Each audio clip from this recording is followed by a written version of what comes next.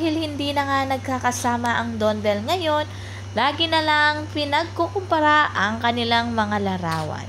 Dahil nag-post nga si Bel Mariano, sabi nga nila wala si Donnie sa kanyang tabi, sino kaya ang nagpicture rito? Panigurado kung si Robby Domingo or si Alexa Ilacan.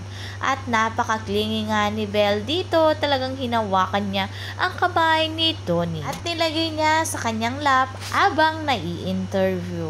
Grabe, napakatapang talaga nila kahit na may camera na ngayon dahil dati ay patago-tago lang sa ilalim ng lamesa.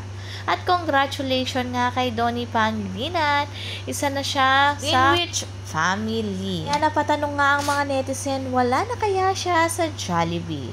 Dahil bang fast food na ang ini-endorso niya ngayon? Malalaman natin pag na-interview si Donnie. Talagang proud na proud ang mami ni Donnie sa mga ginagawa ng Don Bell ngayon. Kung nag-uusap ang Don Bell patungkol sa kanilang mga trabaho, panigurado o pati ang mga parents ni na Donnie at Bell ay nagka-catching up. Katulad ng ginawa nila noon. Hindi lang napopost sa social media, pero panigurado ay pinag-uusapan nila kung bakit nga ba pumayag ang dalawa na mag-solo project. Tignan natin sa next year kung ano ang pasabog ng dalawa.